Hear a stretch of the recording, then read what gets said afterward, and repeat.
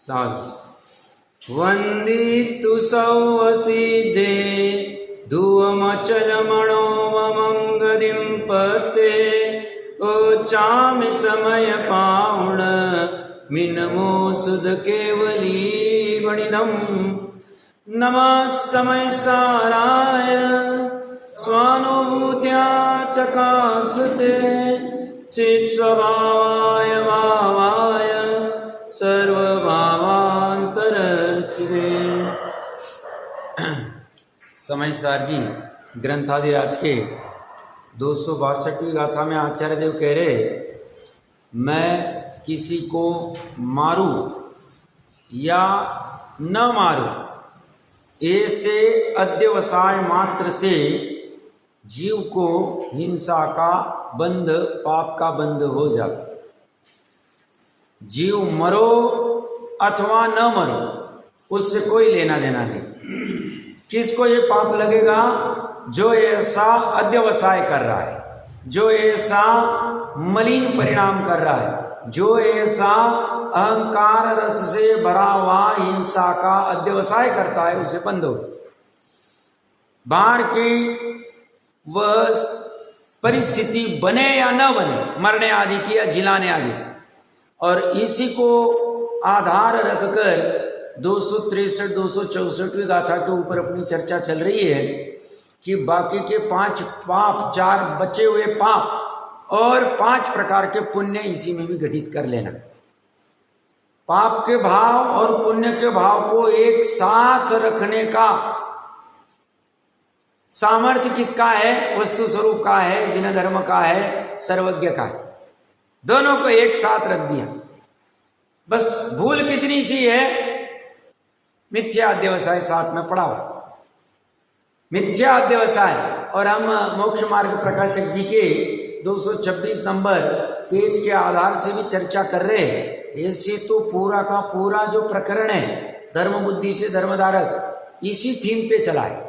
देव भक्ति रहो, गुरु भक्ति रहो, शास्त्र भक्ति रहो, जीव जीव तत्व की भूल रहो, आश्रव तत्व की भूल रहो, पूरे इसमें वो बहिरंग पकड़ लेता है, अंतरंग में पकड़ता नहीं है, भाव वासना में भूल कर देता है और मिथ्या अध्यवसाय उसका पड़ा रहता है, और जिसकी वजह से बंद चलता रहता है। कल की अपनी मोक्ष मार्ग प्रकाशक जी की जो चर्चा चली थी, उसका सार मुख्य ये है, जीवन के मरण, जीवन मरण या सुख दुख, इसमें तो अपने कर्म उदय के निमित्त से होते हैं, मिथ्या अध्यवसाय से बंद होता है।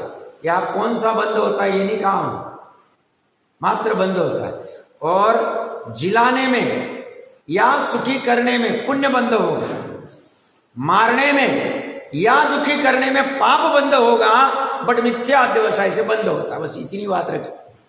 और वो बात मेन पकड़ने योग्य है, ये जिसे अमृत चंद्र देव ने अहंकार का रस कहा है, और यहाँ पे उसे ही मिथ्या अध्यवसाय स्पष्ट रूप से कह रहे, आधार भी वही दे रहे। 226 नंबर पेज पे बचा हुआ प्रकरण पढ़ के फिर अपने मूल प्रकरण में ज्वाइन होते मोक्ष मार्ग प्रकाशक जी। उसमें नीचे से चौथा पैराग्राफ तो हमने पढ़ लिया था, एक बार सरसरी नजर से पढ़ते हैं। हिंसा में मारने की बुद्धि हो, परंतु उसकी आयु पूर्ण हुए बिना वो मरता नहीं, कुछ भी कर लो।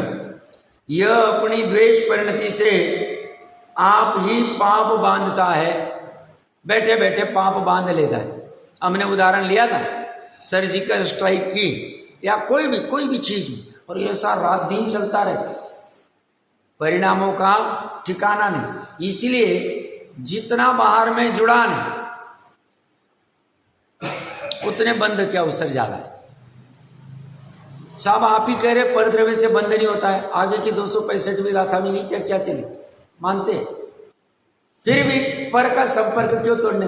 वेश्या थोड़ी अपने को कहती है तुम मेरे को भोगो, तुम वेश्या गमन करो। फिर क्यों आप वेश्यालय जहां पे है उस रास्ते से क्यों नहीं जाते हो? निमित्त नैमित्तिक संबंध, निचली भूमिका में अस्थिरता पड़ी हुई, इसलिए वहां संपर्क कम रहेगा, टूटेगा। तो अंदर जाने के अवसर बनेंगे, पानी स्थिर होने को चांस मिलना चाहिए। इसलिए उपयोग जो ज्यादा भ्रमाते वो ये काम नहीं कर पाते, और जो उपयोग को स्थिर करते, उपयोग को मर्यादा में लाते, और फिर ताकत बनने के बाद उपयोग को स्वभाव के सन्मुख कब जाएगा, उसकी बेसिक कंडीशन 3 लोक 3 काल का निरावलंबी होगा, तभी स्वभाव के सन्मुख जाएगा। उसके पहले जा नहीं सकते। निश्चय सम्यक दर्शन सम्यक ज्ञान की बात कर रहा हूं, सत्यार्थ की बात कर रहा हूं। उतना सामर्थ्य लगेगा तो तोड़ना पड़े स्वयं से ही, स्वयं ही उलझे हुए, स्वयं को ही सुधरना है। पर्याय की उलझन है, पर्याय को सुधरना है। देखिए मूल प्रकरण में तो ये स्वयं ही पाप बनता है। अहिंसा में रक्षा करने की बुद्धि हो, परंतु उसकी आयु अवशेष हुए बिना वह जीता नहीं है।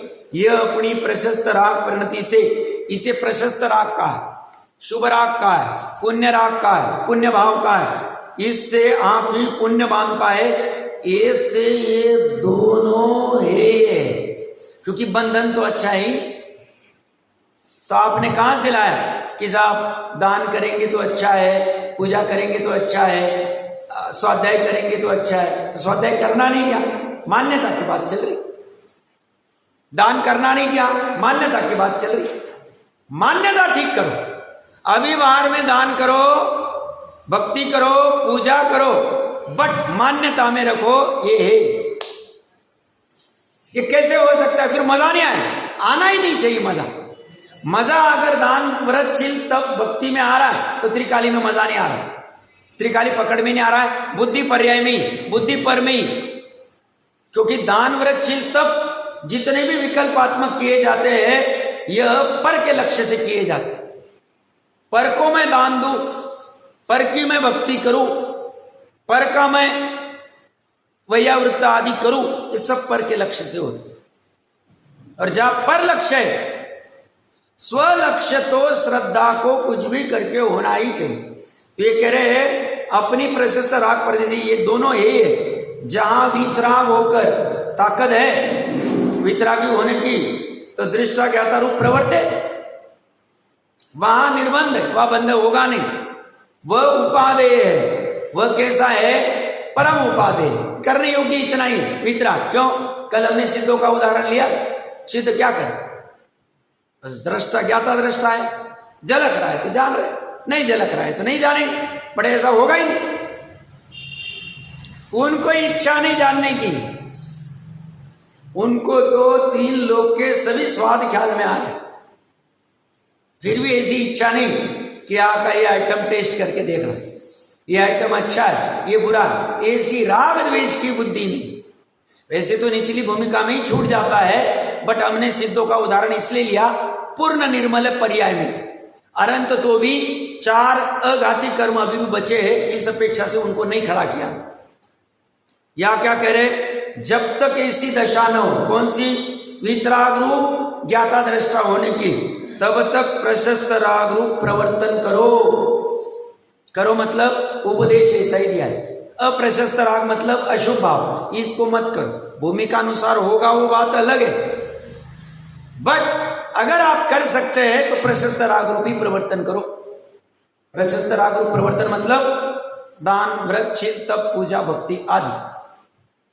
और थोड़ा जोर लगे तो अच्छे से समझना प्रशस्त राग में क्या आ सकता है। मैं अपनी बुद्धि से कह रहा हूं, कोई पर्टिकुलर पाप का कार्य करना है, आजीविका या कोई भी घर गृहस्थी का जो अवॉइड नहीं कर सकते भूमिका अनुसार, और वह एक्टिविटी करते वक्त इतना पाप होने वाला था, हमने सोचा ऐसा नहीं करते, ऐसी एक्टिविटी करते तो है, छूटा नहीं पूरा, अभी पाप छूटा नहीं है, इसमें इतना पाप होगा, हम ये नहीं करते, ये करते हैं, तो उसने वो पाप घटाया, ये भी प्रशस्त राग कह सकते हैं उपचार से।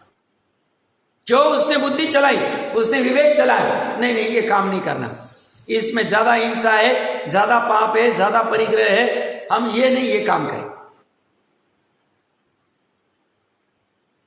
ऐसा प्रवर्तन करो, किसके लिए?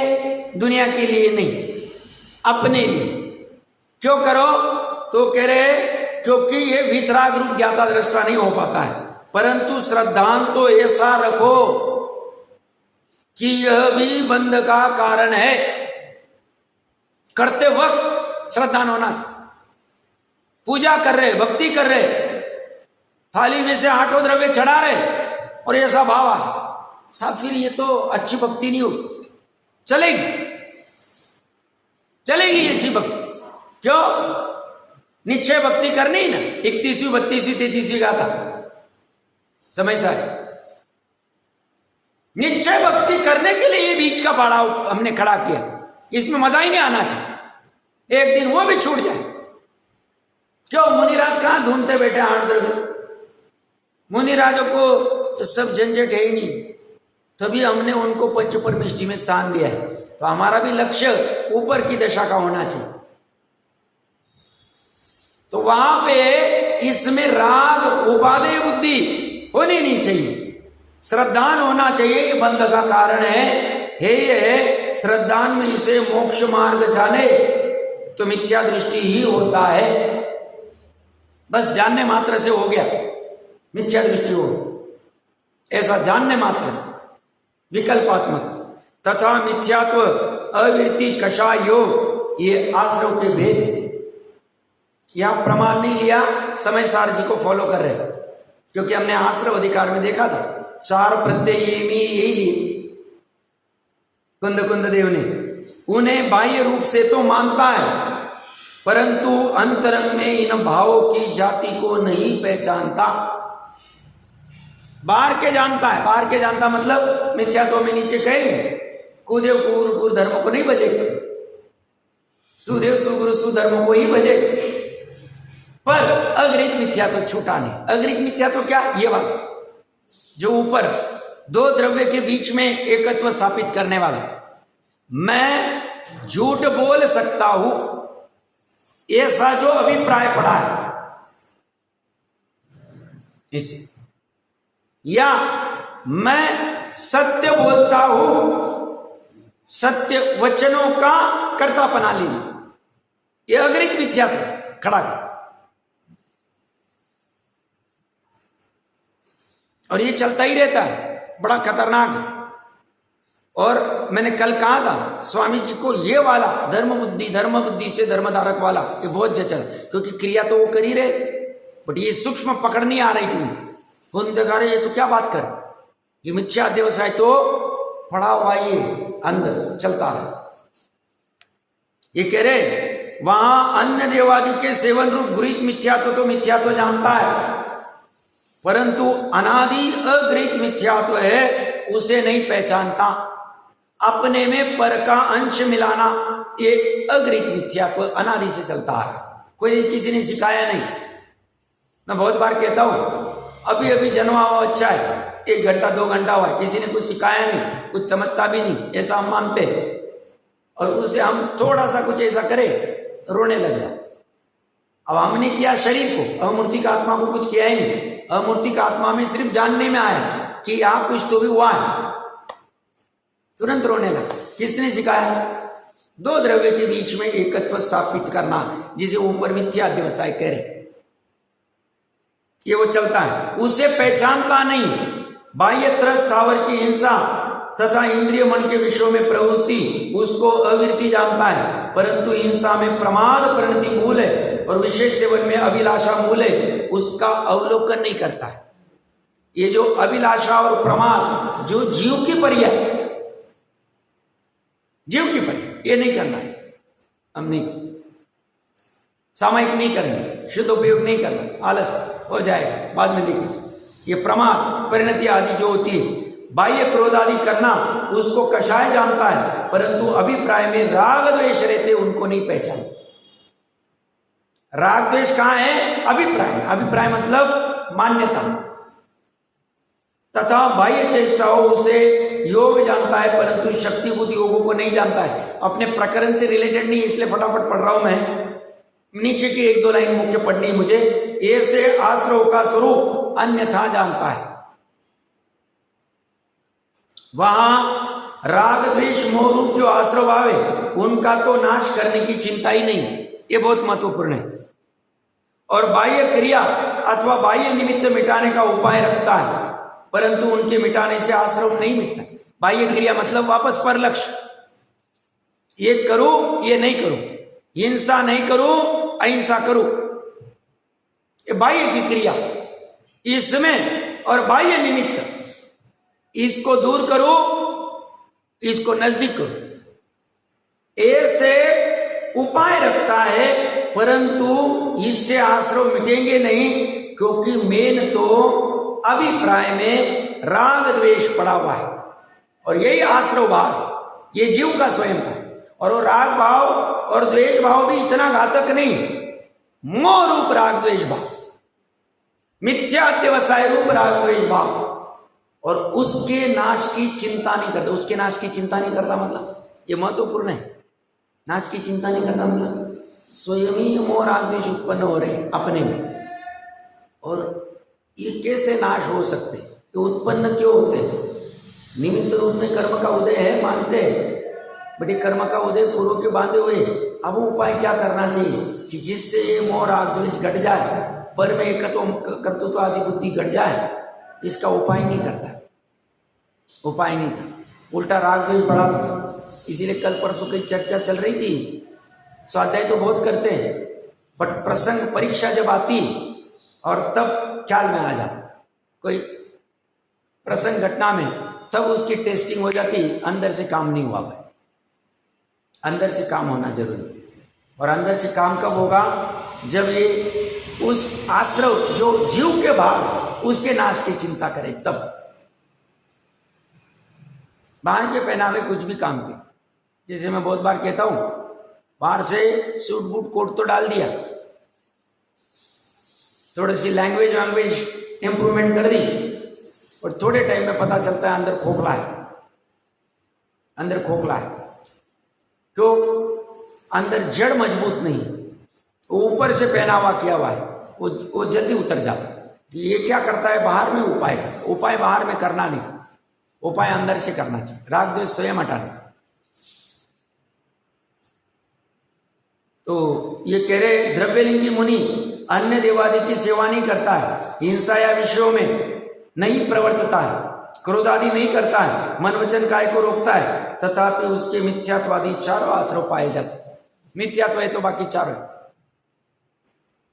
वहां कपट से भी ये कार्य नहीं करता है। कपट से करे तो ग्रैविक पर्यंत कैसे पहुंचे?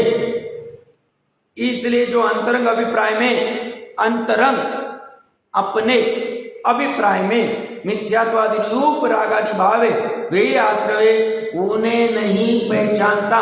बार बार क्या कह रहे? पहचानता नहीं, मानने की बात नहीं कह रहे। पहचानेगा तो अपने आप समझ जाएगा ये गड़बड़ वाला काम, अपनी भूल ही नहीं मानता है। ये राग द्वेष है, ये मेरे में हो रहे हैं, निमित्त रूप भले ही कर्म का उदय कहा जाता है, बट वो तो सिर्फ निमित्त मात्र है, उपस्थिति मात्र है, हो रहे मेरे से, और ये मेरे लिए दुखदाई है, और यही त्याग करने योग्य है। ये सात तक निर्णय तक पहुंचता ही नहीं, तो कैसे त्याग करे? भावना ही नहीं करता। तो इसके पुण्य भाव, जो प्रकरण हमने कहां से चालू किया था, इसके सत्य आदि जो भाव है, सत्य वचन, अचौर्य, ब्रह्मचर्य, अपरिग्रह, इसमें अभिप्राय में मिथ्यात्व पड़ा है, कर्तापना पड़ा हुआ है, किसी को किसी में मिला रहा है, इसी से इसकी विकेट डाउन हो जाती है। इस प्रकार इसको आश्रव तत्व का भी सत्य श्रद्धान नहीं है, सच्चा श्रद्धान नहीं। श्रद्धान क्यों नहीं है? पहचान सही नहीं। पहचान सही क्यों नहीं हुई? जो हमने 2-4 दिन पहले पढ़ा था, ज्ञान ने अपना काम नहीं किया, प्रयोजनभूत तत्वों को जाना नहीं। याद आ रहा है? हमने पढ़ा था कि साहब मिथ्या ज्ञान को क्यों कारण बता रहे आप आश्रव का। वहां पे टोडरमल जी साहब ने लिया था तीसरे या चौथे अधिकार में लिया था कि इसका मेन कारण है ज्ञान मिथ्यात्व के निमित्त से अन्य ज्ञानों में उलझता रहता है, प्रयोजनभूत तत्वों को निर्णय करने में उपयोग नहीं लगाता है। प्रयोजनभूत ज्यादा नहीं, देवगुरु शास्त्र, सात तत्व, स्व पर और आप, बस इतना सरल कर दिया टोडरमल जी साहब। बहुत सरल कर दी। फिर इसका विस्तार तो बहुत, और मजा, इसमें रमन करने में मजा आता, फिर पता ही नहीं चलता बाकी का क्या उलझन हो रही, क्या चल रहा है। और यहां मजा नहीं आ रहा है, बाकी के मजा आ रहा है, वो दुख देने वाला है, क्योंकि बाहर में बंद होने वाला है। क्योंकि ये तो क्या कह रहे, सिर्फ विकल्प कर लिया तो काम खत्म हो। बंध तत्व का दूसरा वाला पैराग्राफ पढ़ लेते हैं। ये पहले वाले पैराग्राफ में तो सामान्य चीज की है कि भाई अशुभ को बुरा जानता है, पाप आदि को नरक आदि देते इसलिए, और देवादि को पुण्य बंध का कारण जान के भला जानते शुभ भाव को। बट नीचे जो मेन है वहां शुभ अशुभ भाव, क्योंकि हम क्या पढ़ रहे, सत्य आदि को भी शुभ भाव को भी ले रहे, तो वहां पे शुभ अशुभ भाव से पुण्य पाप का विशेष अंतर जो अघाती कर्मों में होता है, परंतु अघाती कर्म आत्मगुण के घातक नहीं, तथा शुभ अशुभ भाव से घाती कर्मों का तो निरंतर बंध होता है। शुभ रहो या अशुभ भाव रहो, घाती कर्म का निरंतर बंध होता रहे। शुभ भाव करते हुए भी अगर मिथ्यात्व के साथ शुभ भाव किया है, मिथ्यात्व के साथ दान का भाव किया है, मिथ्यात्व के साथ में तप का भाव किया है, अनशन आदि किया है, या और कोई भी किया है, दान वर्गशील तप मिथ्यात्व के साथ है, तो घाती कर्म के सभी चारों प्रकृतियों का बंध हो रहा है। ज्ञानावरणीय, दर्शनावरणीय, अनुवाद स्थिति कम बनती, वो अलग विषय हो, बट बनता तो है, लॉस भी चल रहा है साथ। इसीलिए वो कह रहे उसमें खुश क्यों होते हो,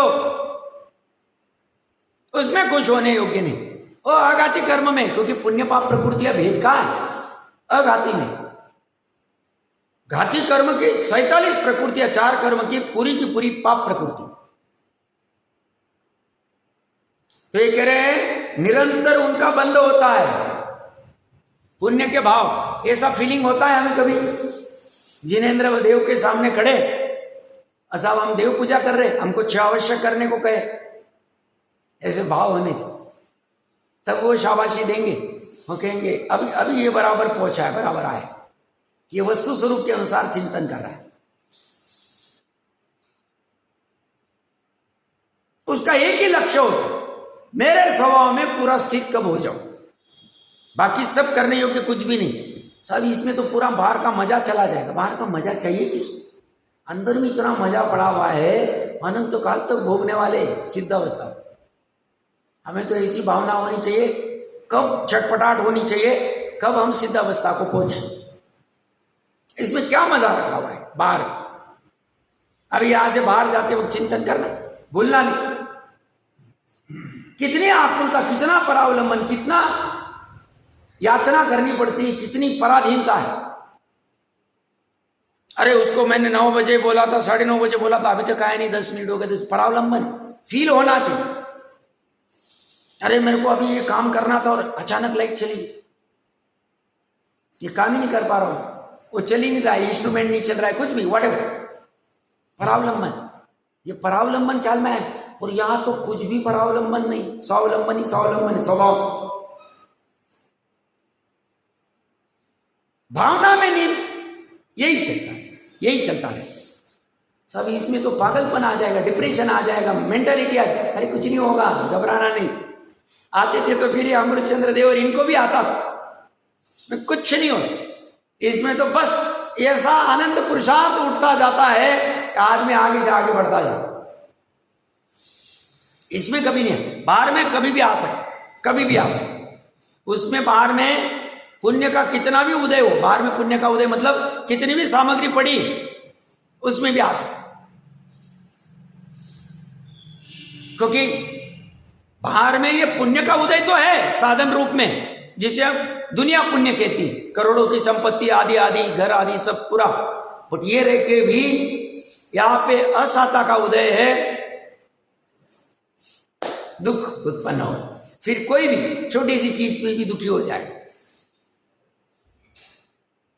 तो इसीलिए ये साधन जुटाने में ज्यादा समय व्यर्थ नहीं करना चाहिए। जितने साधनों से अपना काम चल जाए बस उतना करके पूरा फोकस इसी पर डालना चाहिए। देखिए क्या कह रहे हैं, ये सर्व पाप रूपी है और वे ये आत्मगुण के घातक। अपने गुणों का घात हो रहा है दान करते वक्त, दान के विकल्प करते वक्त, व्रत के विकल्प करते वक्त, तप के विकल्प करते वक्त। सब में ज्ञानी ऐसा जान, मुनिराज ऐसा फील करते, श्रावक प्रतिमाधारी वो ऐसा नहीं कहता है अब मेरी दूसरी प्रतिमा है, मेरी पहली प्रतिमा है, मैंने ब्रह्मचर्य व्रत लिया हुआ है। अरे पागल है क्या? ये बाहर वाली क्रिया का कैसा करतापन हो? कभी नहीं। उसे ये अपराध लगता है, मल मानता है वो, चारित्र नहीं, चारित्र का मल। आगे यही 2-4 पेज आगे चर्चा की टोडर मंजी साहब। 28 मूलगुण चारित्र नहीं, चारित्र का मल।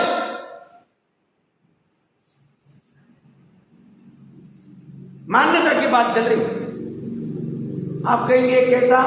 थोड़ा शांति से विचार करना चाहिए, क्योंकि बात यही है, यह जो 28 मूलगुण है शरीर आदि के आश्रित होते हैं और शरीर का ये करता नहीं है, इसलिए ये तो मजबूरी में भूमिका अनुसार किए गए और वही आत्मगुण के घातक है। इसलिए अशुद्ध भाव से कर्मबंध होता है, उसमें भला बुरा जानना वही मिथ्या श्रद्धा है। अशुद्ध भाव से मतलब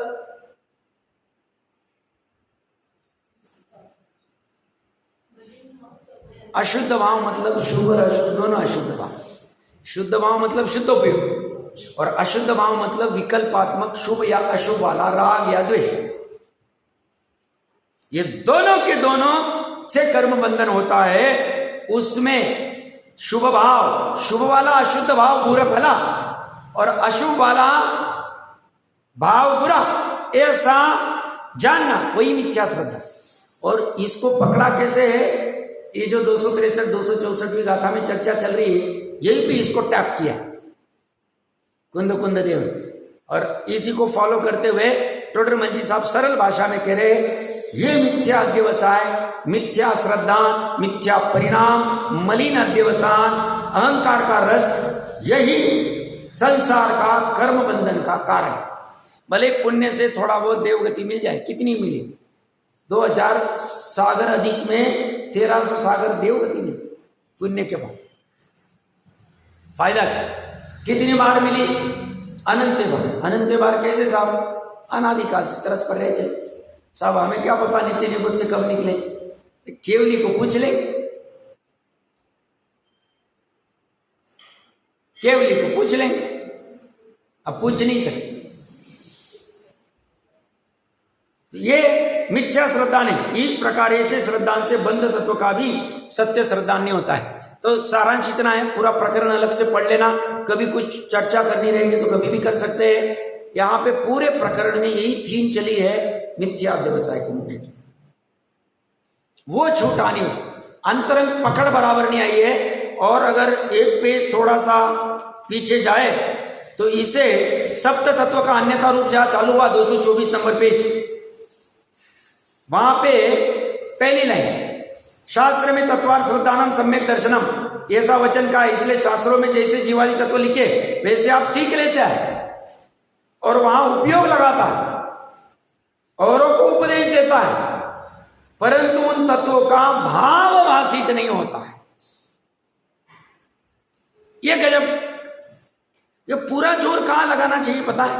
प्रयोजनभूत तत्वों के भाव भाषित, जितनी भी अभी आयु बची प्रयोजनभूत तत्वों के भाव भाषण करने में लगाना चाहिए और अन्य कहीं पे ज्यादा फोकस नहीं। उसके लिए जो कुछ साथ में और पढ़ना है, मान लो प्रयोजनभूत तत्वों का पढ़ते पढ़ते कुछ चर्चा आई गुणस्थान की, कुछ चर्चा आई थोड़ा बहुत जीवों के मार्गना स्थान की, ऊपरी ऊपरी उसकी पढ़ाई कर लेनी चाहिए। कर्म की अवस्थाओं की उदय उदीर्णा आदि क्या होती, मोटा मोटा सरल भाषा में कहां से मिल जाए, उसको समझकर भाव भाषित। क्योंकि ये कहता है उन तत्वों का भाव भाषित नहीं होता, और या उस वस्तु के भावी का नाम तत्व कहाँ है। अतः भाव भाषित हुए बिना तत्वार श्रद्धान होता नहीं, और तत्वार श्रद्धान हुए बिना सम्यक दर्शन होता नहीं, और सम्यक दर्शन नहीं तो मिथ्या अध्यवसाय, और मिथ्या अध्यवसाय तो क्या है? तो बंद चल रहा। वही प्रकरण में अपनी बात आ रही। मूल प्रकरण पे आ जाते समय सार जी लिया नहीं हो है ना जी। समय सार जी के गाथार्थ हमने पढ़ लिया था, एक बार फिर से पढ़ लेते हैं। इसी प्रकार 484 नंबर पेज, इसी प्रकार जैसा कि पहले हिंसा के अध्यवसाय के संबंध में कहा गया है, उसी प्रकार असत्य में, चोरी में, अब्रह्मचर्य में और परिग्रह में जो अध्यवसान किया जाता है उससे पाप का बंध होता है। और इसी प्रकार सत्य में, अचौर्य में, ब्रह्मचर्य में और अपरिग्रह में जो अध्यवसान किया जाता है उससे पुण्य का बंध होता है। अध्यवसान का अर्थ यहां कुंद देव का मिथ्याध्यवसान है। देखिए प्रकरण सरल है, पहले एक पाप को लेते हैं, मोटा मोटा अपना क्या होता है, प्रैक्टिकल कैसे हम लिंक कर सकते हैं वो देखना जरूरी है। मोटे मोटे अगर किसी को हम सामान्य उपदेश दें, अरे झूठ नहीं बोलना चाहिए, सामान्य अपन अपने बच्चों को आसपास में इधर उधर कहीं कहते हैं। अभी तो वो भी जमाना रहा नहीं, क्योंकि हम सत्य बोलते नहीं है, दूसरों को क्या सिखाए। बट अगर ऐसा कहे तो सामने वाला मित्र आदि क्या कहे, अब बस रहने दो बहुत आए। अभी इस जमाने में कैसे चलेगा, सत्य बोलेंगे, असत्य के बिना चल सकता है। और क्या कहते, अब पूरी दुनिया कितना झूठ बोल रही, उसका क्या बुरा हो गया, इतने सब झूठ आदि कार्य कर रहे हैं, झूठ बोल रहे हैं और फिर भी मस्त है वो।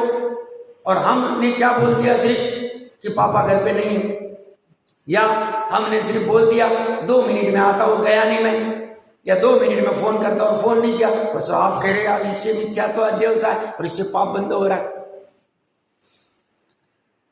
सब पता है पूरी दुनिया में क्या चल रहा है, वो फेक कंपनी चालू करता है और लोगों को लूट लेता है, इन्वेस्टमेंट कराता है, लोगों के करोड़ों लूट लेता है, झूठ बोल के करता है काम, झूठ माल, झूठा बेकार माल है और अच्छा बोल के अच्छा दिखाता है, झूठा बोलता है और हमको सब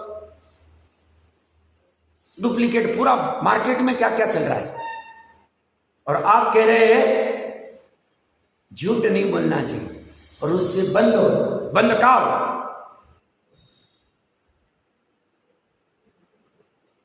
बहुत से चलता है पूरा। अभी तो दुनिया ही झूठी, पूरी दुनिया में झूठ का वातावरण है। अच्छों को भी झूठ बोलते हुए देखा जा सकता है।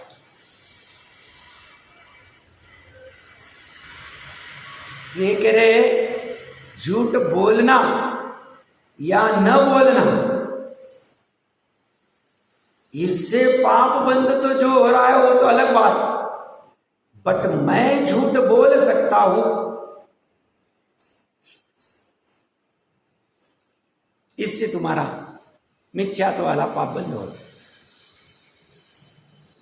त्रिकाली आज तक कभी भी झूठ बोला नहीं, त्रिकाली ने कभी भी चोरी नहीं की, क्योंकि वो अपरिणामी तत्व है। कल भी चर्चा की थी हम, ये सब पर्याय में हो रहा है, पर्याय का विकार है, और पर्याय के विकार के चक्कर में पूरे द्रव्य को समेटा जा रहा है।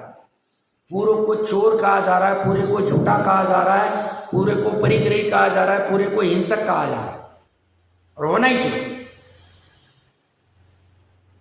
पर्याय भी क्यों झूठ बोल रही है,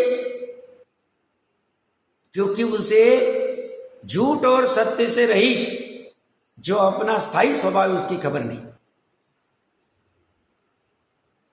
उसे लगता है झूठ नहीं बोलूंगी मेरा काम नहीं चले, दुनिया झूठ का ही जमाना है, झूठ के बलबूते भी चलता है, उसको उपादेय मान रहा है।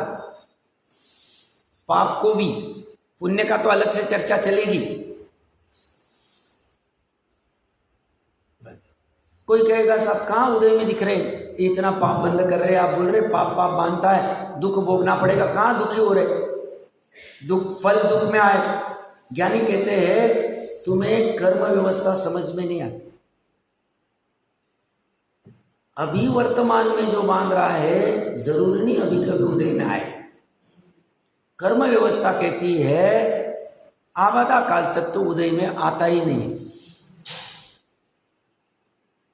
और बाद में फल देना चालू करता है। पहली बात तो आबादा काल अभी रह सकते। आबादा काल मतलब जैसे अभी हम भी देखते हैं बैंक आदि ऑफर्स देते, आपको होम लोन आदि चाहिए तो 2 साल तक EMI मत भरो, कैपेसिटी नहीं है आपकी, बाद में 2 साल बाद 2 साल तक हमें आपको कर्जा को कुछ नहीं करें। फिर भी कर्जा है या नहीं है, कर्जा तो है। क्यों, अगर कर्जा नहीं पे करेंगे बैंक प्रॉपर्टी अटैच कर देगी। ऐसे ही ये अभी बंद गया, ऐसे परिणाम करके, और फल भले ही बाद में आने वाला है उदय में आबादा काल तक, पर आएगा सब। वर्तमान में उसके पूर्व के पुण्य का उदय, इसलिए तुझे वो दुखी नहीं दिख रहा पाप करते हुए। इसलिए कहते हैं कि जब तक तेरे पुण्य का बीता नहीं करा तब तक तुझको माफ है, चाहे अवगुण हो हजार। कितने भी अवगुण करेगा, कितने भी बुरे करेगा, तुझे कोई परेशान नहीं करे, क्योंकि तेरे कर्म प्रकरण ही वही चल रहा है। कर्म का उदय पुण्य रूप है, कोई बाल बाका नहीं कर सकता। तो तू उसको देख के और तू झूठे को उपादेय मानेगा तो और खतरनाक। तू तो पहले मिथ्या तो मान ही नहीं रहा, झूठा बोलने योग्य ऐसा मान रहा है। झूठ के बिना चल नहीं सकता है, ऐसे तेरे अभिप्राय में मान्यता में पड़ गए। झूठा तूने अपना स्वभाव मान लिया। या तो क्या कह रहे हैं, सत्य वचन कहना या सत्य वचन बोलने के भाव करना, ये भी स्वभाव नहीं, ये भी विभाग। क्यों?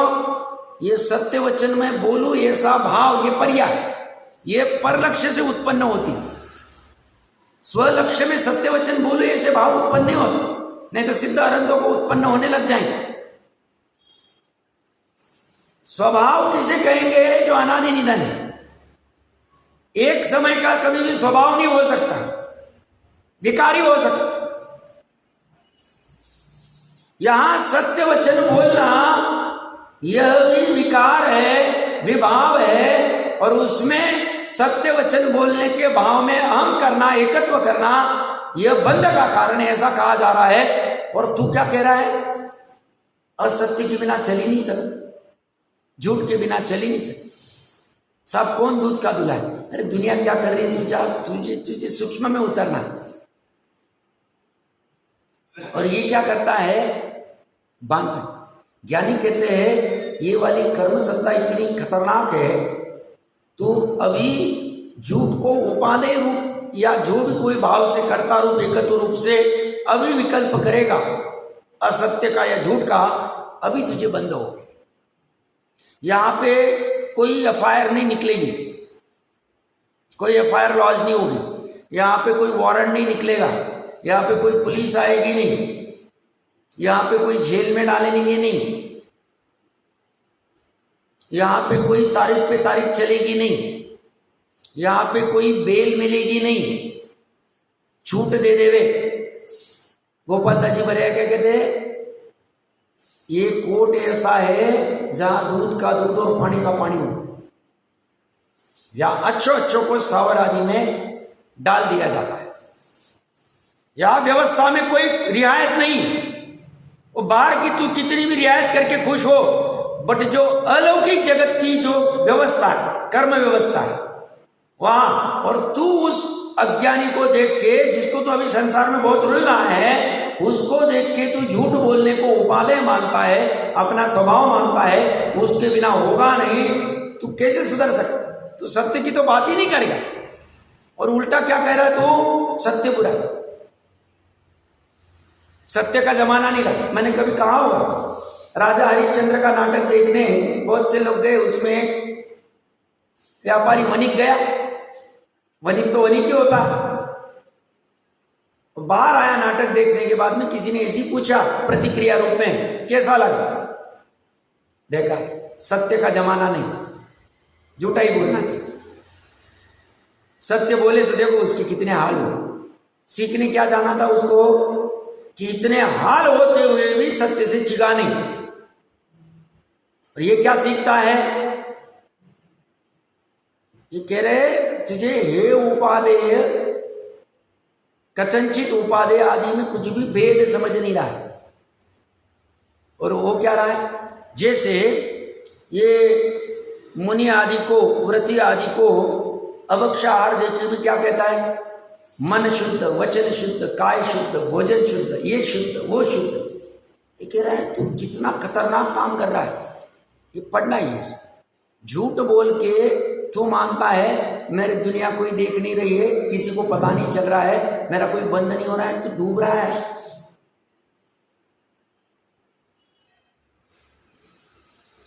शुद्ध है तू बोल क्या रहा है? तेरे 7 गुण में मायाचारी नहीं करना, कपट नहीं करना, ऐसा एक गुण है। तू क्या कर रहा है? तुझे पता है ये शुद्ध नहीं, फिर भी क्या कर रहा है तू? लोभ आदि की प्रवृत्ति में। और मुनिपने का व्रत धारण कर लिया, शास्त्र थोड़े बहुत पता है, श्रावक के व्रत आदि जैसे कुछ धारण करने, प्रतिमा आदि, और पता है शास्त्र में जैसा लिखा है वैसा नहीं हो रहा है, फिर भी अपने आप को मुनि कहलवाना असत्य बंद हो रहा है, समझ ही नहीं रहा है। कुंद देव 2000 साल पहले लिख के चले गए, मिथ्या अध्यवसाय। मैं ऐसा करके भी किसी को कुछ पता नहीं चलता, झूठ। वो जो बिल्ली होती, बिल्ली को लगता है मेरी आंख बंद है, पूरी दुनिया की आंख बंद हो गई, कोई देख नहीं रहा है मुझे, कोई कुछ नहीं। वो कहते हैं ऐसा नहीं है, इस व्यवस्था, ये जड़ और चेतन की खतरनाक व्यवस्था है। जड़ मतलब कर्म बंधन वाली, द्रव्य कर्म वाली व्यवस्था, और चेतन मतलब जीव। कितनी खतरनाक है। यहाँ वो जड़ को समझता कुछ नहीं, सेटेड, जहां परिणाम ऐसा हुआ उसको कैसे समझेगा? मैं तो बहुत बार कहता हूं, श्रेणिक राजा ने ऐसे भाव किए, अभी इसको 33 सागरोपम करना है, 70 कोड़ा कोड़ी करना है, कैसे समझता है? श्रेणिक राजा ने अभी भाव पलट दी, भाव ठीक हो गए, अब 33,000 नहीं, 33 सागरोपम नहीं, 84,000 पे लाना, 84,000 वर्ष पे लाना, कैसे समझता है? ये व्यवस्था गजब चलती, जीव चित, यहां से रियायत नहीं हो सकती। तो अभी साहब ये सब पूरा प्रकरण पढ़ के करे क्या? करना इतना ही, भूतकाल के लिए कुछ कर नहीं सकते, बदल नहीं सकते उसको। जो हो गया जो हो गया, अज्ञान दशा में जो हुआ होगा वाह। अब अगर अभी भी अच्छे से ज्ञान नहीं हुआ तो वापस से ज्ञान कर लेना। एक, कब तक? जब तक भाव वासन नहीं हुए तब तक। एक दूसरा है वर्तमान और भविष्य में कैसे हमारे मिथ्या अध्यवसाय अहंकार का रस टूटेगा, उसके लिए क्या करना चाहिए, इसकी खोज करनी चाहिए, इसका प्रयास करना चाहिए, इसके लिए निरंतर झटपटाट करके शास्त्र आदि से समझना चाहिए। 2, 3, भूतकाल की जो भूले हो गई और अभी लग रही नहीं है हमने ठीक नहीं किया अपने लिए, दुनिया की छोड़ो, अपने स्वयं की बात करो, तो उसका अच्छे से प्रायश्चित्त करना चाहिए। श्रेणिक ने भी प्रायश्चित्त किया ही होगा, श्रेणिक ने भी अपनी बुद्धि को ठिकाने लाया ही होगा, तभी 33 सागरोपम कहाँ और 84,000 का वर्ष। 33 सागरोपम असंख्य पल्य, बहुत बड़ा काल, और मात्र 84,000 पे लाके खड़ा कर, तो अभी भी अवसर गया नहीं। भूतकाल के लिए प्रायश्चित्त आदि, प्रतिक्रमण आदि, प्रतिक्रमण मतलब वचनों से बोलना नहीं, भाव में उतरना चाहिए, ये हमने ठीक नहीं किया अपने लिए। और कब मैं इस प्रवृत्ति से हटूंगा, कब ये अधीरता, कब ये विकार, कब ये मेरे से दूर होगा, ऐसा परिणाम भूतकाल के लिए, वर्तमान भविष्य के लिए सजगता बढ़ानी, और वर्तमान भविष्य के लिए कैसे कैसे उपयोग मर्यादा में आएगा, कैसे उपयोग और पर में नहीं उलझे, उलझने के ऑफर आई कि कैसे उसको अवॉइड कर सकते हैं, ये प्रयास करना चाहिए। और दूसरा कोई शॉर्टकट नहीं। 10 दिन कहीं शिविर को चले गए, कुछ पर्टिकुलर बैठ गए, ध्यान कर लिया, अरे भाई तुझे शुद्धात्मा ही पता नहीं है, त्रिकाली पता नहीं, तो ध्यान कैसे करे? क्योंकि उसके ध्यान के बिना तेरा सम्यक दर्शन होने वाला नहीं। 201 202 का आत्मा को नहीं जानता, वो अनात्मा को नहीं जानता, आत्मा अनात्मा को नहीं जानता, वो सम्यक दृष्टि नहीं, सम्यक दर्शन के बिना ध्यान होगा ही, क्योंकि धर्म ध्यान 4थे गुणस्थान से का है।